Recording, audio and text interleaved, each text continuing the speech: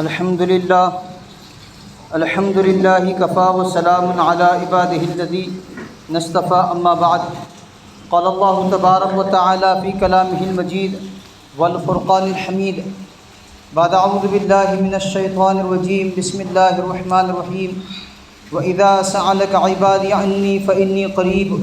أُجِيبُ دَعْوَةَ الدَّاعِ إِذَا دَعَانِ فَلْيَسْتَجِيبُوا لِي وَلْيُؤْمِنُوا بِي لَعَلَّهُمْ يَرْشُدُونَ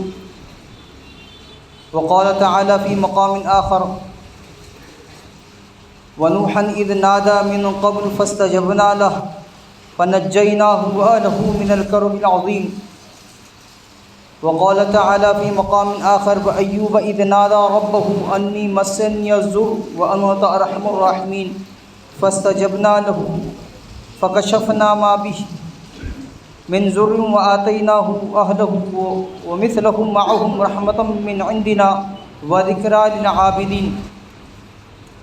سبحان ربك رب العزة عما يصفون وسلام على المرسلين والحمد لله رب العالمين اللهم صل على سيدنا محمد وعلى آل سيدنا محمد بارك وسلم اللهم صل على سيدنا محمد وعلى آل سيدنا محمد بارك وسلم اللهم صل على سيدنا محمد وعلى آل سيدنا محمد بارك وسلم۔ خدا سے مانگ جو کچھ مانگنا ہے اے اکبر، یہ وہ در ہے جہاں آبرو نہیں جاتی۔ معزز سامعین کرام، ملت اسلامیہ کے عزیز نوجوان اور بزرگان ملت، ایمان والا اپنی ہر چھوٹی بڑی چیز میں اللہ جل جلالہ و من والہ کی طرف متوجہ ہوتا ہے، اللہ سے مانگتا ہے اس یقین کے ساتھ کہ اللہ تبارک و تعالی اس کے پسارے ہوئے ہاتھ کو، پھیلائے ہوئے ہاتھ کو، اس کی آہوزاری کو، اس کے بلکنے کو، رونے دھونے کو، اللہ سے اس کے مانگنے کو اللہ قبول فرماتے ہیں اور اس کو ملتا ہے جو وہ مانگتا ہے۔ حدیث مبارکہ میں یہ بات وضاحت کے ساتھ فرمائی گئی کہ ایمان والا بندہ یا بندی جب اللہ سے کوئی چیز مانگتے ہیں، بشرطے کہ وہ قطع رحمی یا کسی گناہ کی دعا نہ کرتے ہوں، تو اللہ تبارک و تعالیٰ ضرور ان کی دعاؤں کو قبول فرماتا ہے۔ 3 اسٹیپ بتلائے گئے، 3 مرحلے بتلائے گئے قبولیت کے، دعا کے قبول ہونے کے۔ سب سے پہلے وہ چیز جو مانگی گئی ہے وہ مل جاتی ہے، اللہ عطا فرما دیتے ہیں، دے دیتے ہیں۔ اور دوسری چیز، ہو بہو وہ چیز نہ دے کر کوئی بڑی آزمائش، کوئی بڑی پریشانی، کوئی بڑی مصیبت اس سے ہٹا دی جاتی ہے۔ اور تیسری چیز جو سب سے زیادہ ایمان والے کے حق میں بہتر ہے کہ اسے قیامت کے دن اس کی مانگی ہوئی ہر دعا یاد کرائی جائے گی اور اس کے قبول ہونے کا وعدہ اس کو بتلایا جائے گا اور اس کے بقدر اجر و ثواب اس کو دیا جائے گا۔ اس اجر و ثواب کی کثرت کو دیکھ کر بندہ یہ تمنا کرے گا، یہ آرزو کرے گا، کاش دنیا میں میری کوئی بھی دعا قبول نہ ہوتی، تو آج اس کے اثرات، ثمرات، برکات، نتائج جو مجھے یہاں نیکیوں کی شکل میں مل رہے ہیں میرے کام آتے ہیں۔ تو ایمان والا ہر حال میں مطمئن رہتا ہے اور اللہ سے مانگتا رہتا ہے۔ قرآن عظیم الشان میں جگہ بجگہ اللہ جل جلالہ و من والہ نے حضرات انبیاء علیہ السلام کی بابت ان کا اللہ کی طرف رجوع ہونا، اللہ سے ان کا مانگنا اور اللہ تبارک و تعالیٰ کا ان کی دعاؤں کا قبول کرنا۔ یہاں انبیاء مانگ رہے ہیں، وہاں اللہ کی طرف سے قبولیت کے جملے قرآن عظیم الشان میں ارشاد فرمائے گئے، جو ہمارے لیے دھارس ہے، ہمارے لیے امید ہے کہ جیسے انہوں نے مانگا ہم بھی مانگ رہے ہیں، جیسے ان کو عطا کیا گیا،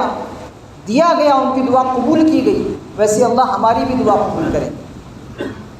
چنانچہ سورۃ الانبیاء میں سیدنا نوح علیہ السلام کی بابت ارشاد ہے وَنُوحًا إِذْ نَادَى مِن قَبْلُ فَاسْتَجَبْنَا لَهُ فَنَجَّيْنَاهُ وَأَهْلَهُ مِنَ الْكَرْبِ الْعَظِيمِ۔ اور نوح علیہ السلام نے جب پکارا اپنے پروردگار کو، ندا دی، دعا کی، تو ہم نے ان کے اس مانگے ہوئے کو قبول کر لیا،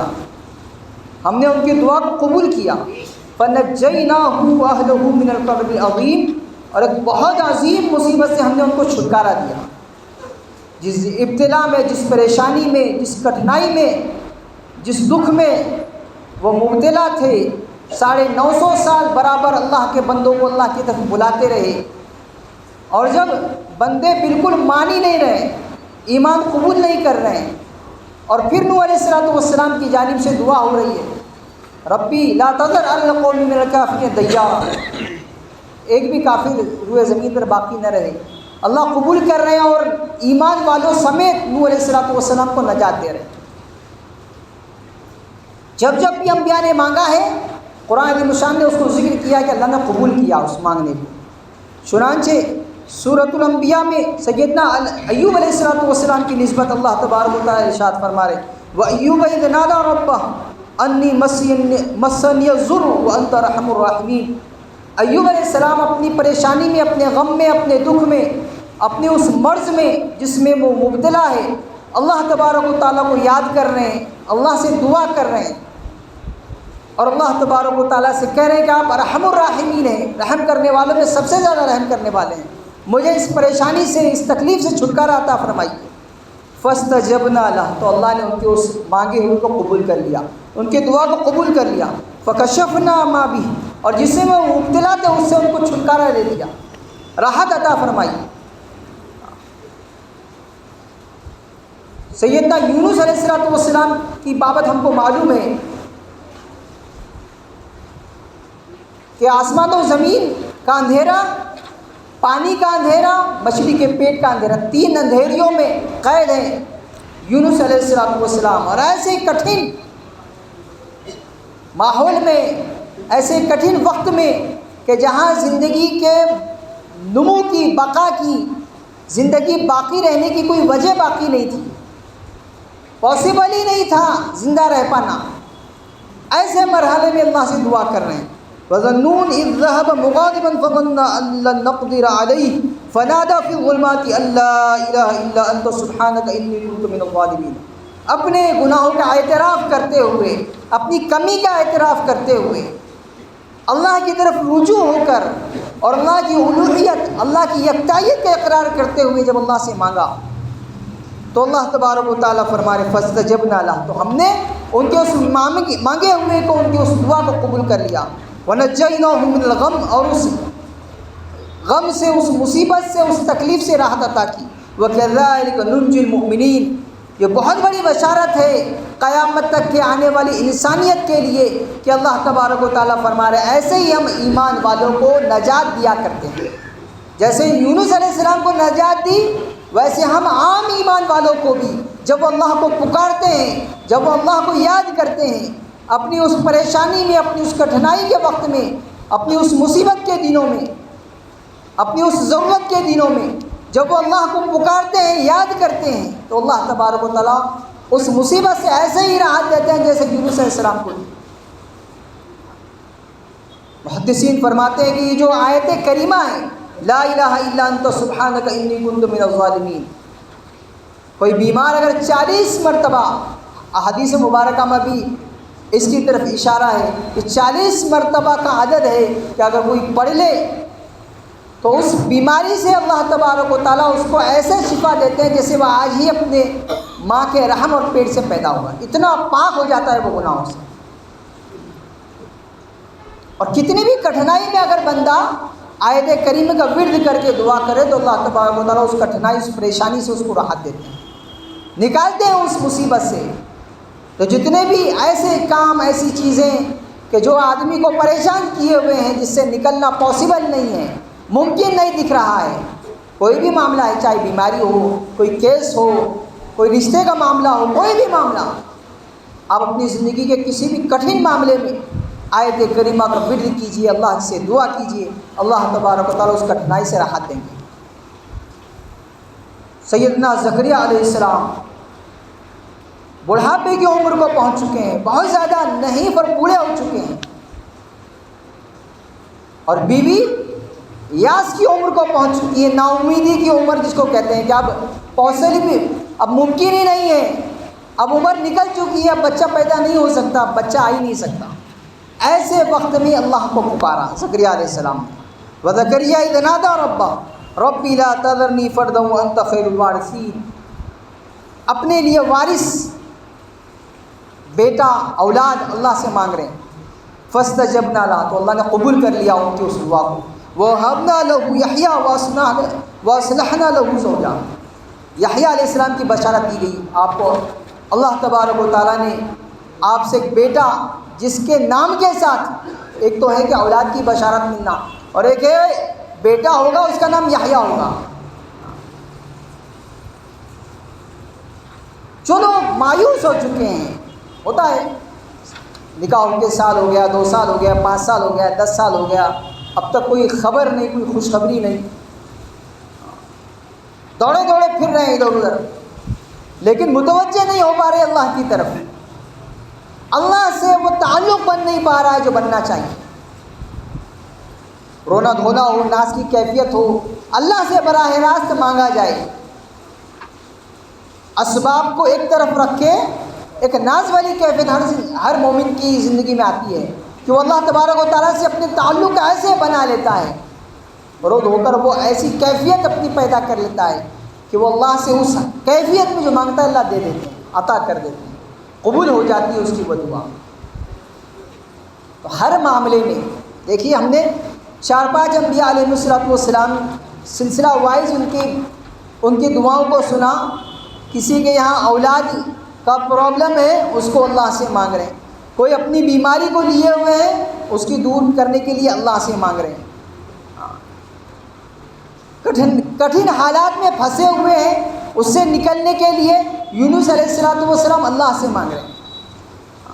950 سال مسلسل اللہ کی طرف لوگوں کو بلانے کے بعد جب کافی قوم مان کر نہیں دے رہی ہے، ایمان قبول نہیں کر رہی ہے، تو ایسے حالت میں ایمان والوں سمیت نوح علیہ السلام کو دعا کے راستے سے اللہ نے نجات دی۔ یہ ہے کہ بندہ مانگے اللہ سے ہر حال میں،